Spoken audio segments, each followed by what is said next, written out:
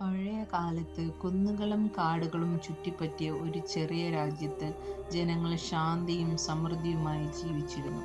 ആ രാജ്യത്തിന്റെ ശക്തി ഒരു പ്രാചീന കല്ലിൽ നിന്ന് ലഭിച്ചതാണ് എന്ന് പറയുമായിരുന്നു. പഴയ രാജാക്കന്മാർ മുതൽ കൈമാറിക്കൊണ്ടിരിക്കുന്ന ഒരു അത്ഭുത രഹസ്യ ശക്തി.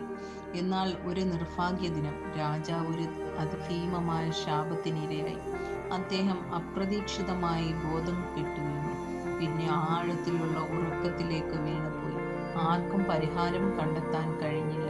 രാജാവ് ഉണരാത്തതോടെ രാജ്യം ദുർബലമായി.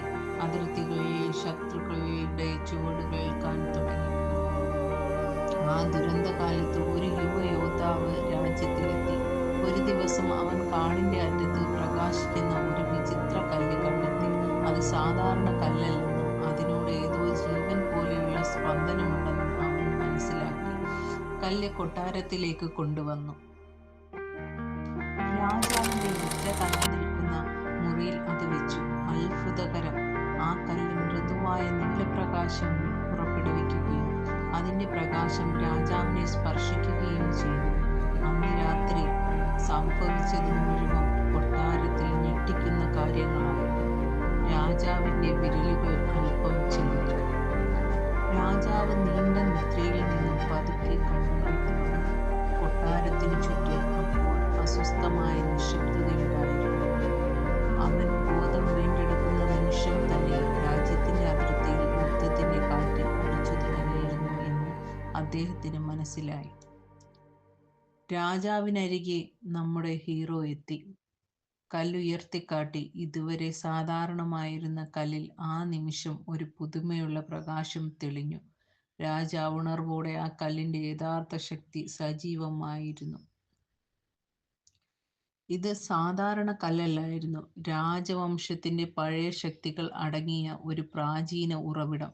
രാജാവ് അതിജീവിക്കുമ്പോഴാണ് ശക്തി പൂർണ്ണമായി ഉണരുക.